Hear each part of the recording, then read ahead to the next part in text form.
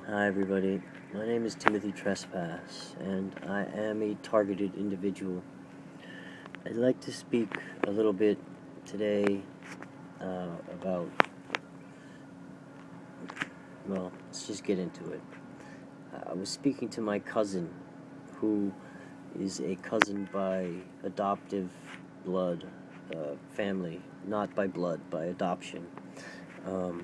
In the Trespass family. He's my father's brother's son. And it turns out that some years ago, this man, Richard, had a quote-unquote suspicious motorcycle accident that nearly took his life, gave him serious brain damage, and broke all these bones and spine, and put him in a wheelchair, and he, had to relearn everything. And so I finally was in touch with him recently. He got in contact with me, and he was telling me how his sister, who had died recently of brain cancer and had cancer for all these years, had become his guardian, but had gone insane and taken everything that he had, sold his burial plot, took all his checks, took every bit of money she could get her hands on, and left the state so that they couldn't get it back from her or something. And now that she's dead, he's busy trying to unravel the mess that she's made and get back some control over his life, because he had a guardian, because he was non-compos mentis for a while. And now that he's together again, or at least sort of together, he's got all these lawsuits because they botched some of these surgeries. They sewed up a surgical implement in his stomach or something. They won't even tell him what it is that they did to him. He's not allowed to know because he doesn't have his own guardianship yet, and the woman who knows and could tell him is dead. I mean, these are the catch-22s that are in this man's life.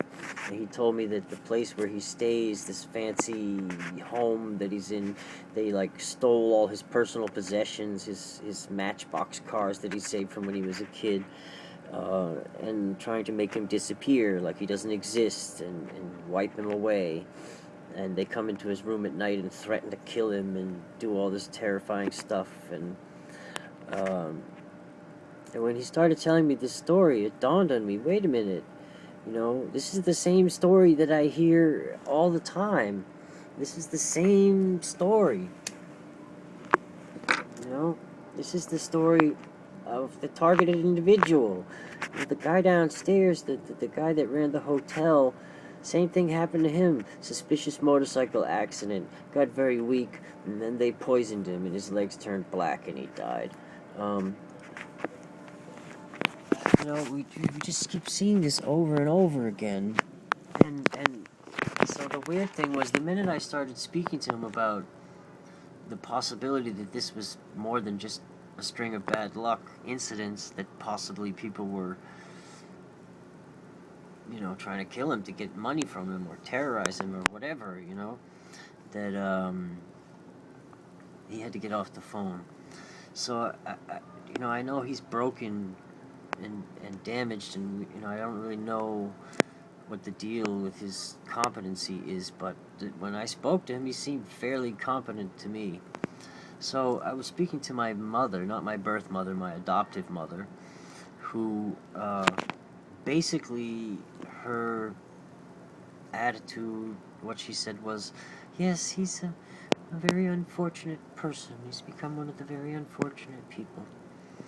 And I'm thinking to myself, that's exactly the problem, is that, she's like, well, he damaged his brain, and he may be insane, he can't, and I'm just listen to yourself, that's exactly the problem, because nobody's willing to listen and actually think and put together what's really going on here, because these people look like us, or worse. They're damaged, they're broken, they're crazy, so they must not be making any sense, or if they are making sense, they must be on drugs, or insane. They must be schizophrenic. I mean,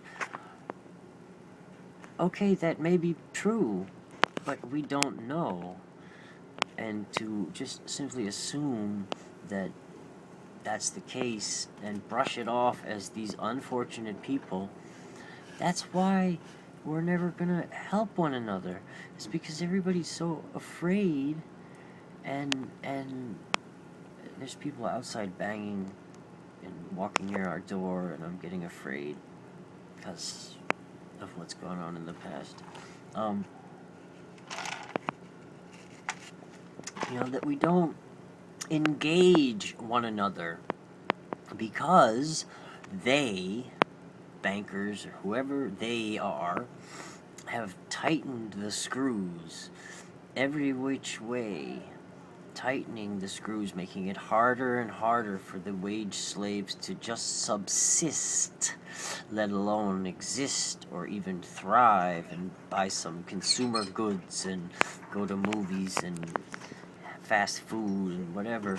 It's the fear. I'm talking to my father, and he's telling me about radical Muslims and how dangerous they are, and I know that he's learned this because he took a course on it. It's like, let's scare all the old people kind of thing. It just... The whole system is designed to cause us to be afraid of one another, to be afraid of engaging one another because we're afraid we will lose what we have, what little we have, and that, the treadmill that we're on, that we spin around every day, the little wheel, that if we spin fast enough and long enough, we'll get enough money to go into the little nest of fluffy shavings where we can lay our weary head from running on the little spinning wheel all day, and we'll get a few pellets we can eat, and if we're really lucky, we can even drink some water from that little pipe that comes from that glass thing on the side of the cage, and that should be enough for us. We should be happy. Get up the next morning and start running on that wheel again. It just doesn't make sense to me. The system, the people in charge, the beings, whatever this, and you start looking at what's really down underneath, and the bottom layer, the top layer, whatever you want to, and yes, it becomes this thing between good and evil. And I'm wondering, why is it that when I was in the psychiatric ward, 3 out of the 5 people I met were screaming and yelling or completely, well, not completely, but were religious, It's like, what's going on with that?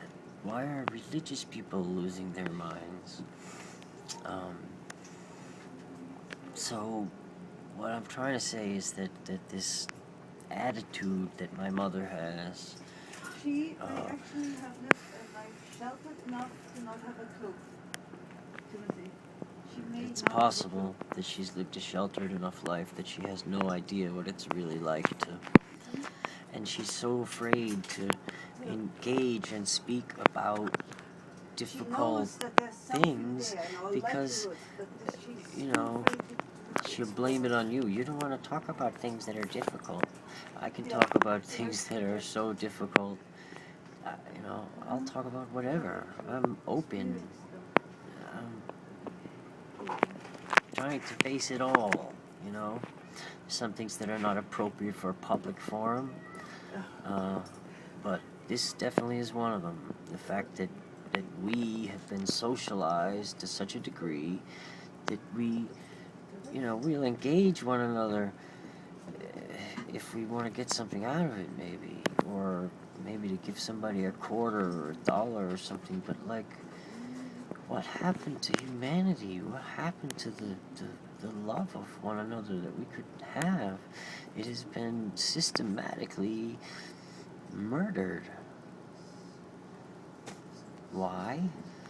So that we can have a rule of fear and lose all our rights and become better slaves. Where we're going to go with this after that, I don't know. What's all these FEMA camps and all this other stuff? Is it just the preparation, or are they going to use it, Nobody seems to really know what's going on, and that's the way they want it. Thanks for watching. God bless you.